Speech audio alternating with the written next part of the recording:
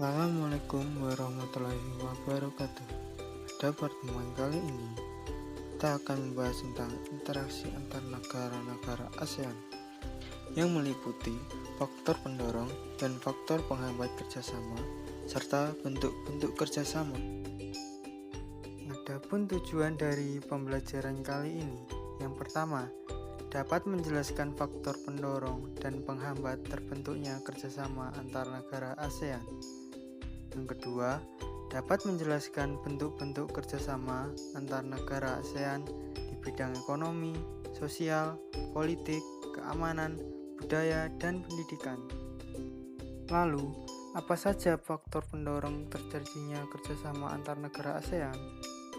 Faktor pendorong terjadinya kerjasama antar negara ASEAN. Yang pertama, persamaan sumber daya alam. Adanya persamaan sumber daya alam antar beberapa negara dapat mendorong terbentuknya kerjasama.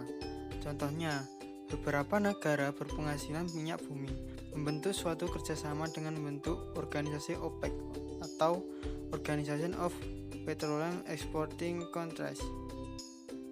2. Perbedaan sumber daya alam. Adanya perbedaan sumber daya alam di tiap negara akan mendorong terjadinya kerjasama karena setiap negara harus bisa memenuhi kebutuhan rakyatnya. Contohnya, Indonesia mengimpor beras dari Thailand. Indonesia mengekspor hasil pertanian ke Singapura. 3. Adanya persamaan letak geografis. Karena persamaan letak geografis, beberapa negara di suatu kawasan pada umumnya mengadakan kerjasama untuk menjaga stabilitas dan keamanan negara. Contohnya, negara-negara yang terletak di kawasan Asia Tenggara membentuk kerjasama melalui organisasi ASEAN. Selanjutnya, apa saja faktor penghambat terjadinya kerjasama antar negara ASEAN? Faktor penghambat kerjasama antar negara ASEAN. Yang pertama, perbedaan ideologi. Perbedaan ideologi dapat menghambat kerjasama antar negara di ASEAN. Namun, faktanya, saat ini hampir tidak ada negara yang menutup diri dari kerjasama antar negara di ASEAN. 2. Konflik dan perperangan.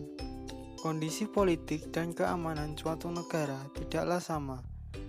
Ada yang kondisinya stabil, tetapi ada yang sedang goyah akibat konflik di dalam negeri atau peperangan. Kondisi ini akan menghambat kerjasama antar negara di ASEAN. 3. Kebijakan protektif.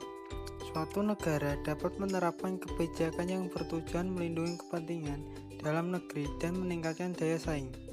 Misalnya, tidak menerima impor hasil pertanian karena dapat mempengaruhi kondisi pendapatan hasil pertanian di dalam negerinya. 4. Perbedaan kepentingan tiap negara. Kerjasama dibutuhkan bagi perkembangan dan masa depan negara di dunia. Akan tetapi, dalam kerjasama antar negara, tiap-tiap negara memiliki kepentingan yang berbeda. Perbedaan ini akan menghambat kerjasama yang harmonis. Lalu, apa saja bentuk-bentuk kerjasama antar negara di ASEAN? Bentuk kerjasama. Yang pertama, bentuk kerjasama di bidang sosial dan budaya. Kerjasama di bidang sosial dan budaya dilakukan agar terciptanya kerukunan dan kemajuan bersama. Setiap negara anggota ASEAN diminta berperan aktif dan ikut serta dalam upaya kerjasama guna mendukung kesejahteraan negaranya sendiri. Contoh kegiatan kerjasama ini, yang pertama, pengembangan sumber daya manusia. Yang kedua, peningkatan kesejahteraan. Yang ketiga, pertukaran budaya dan seni, serta festival film ASEAN.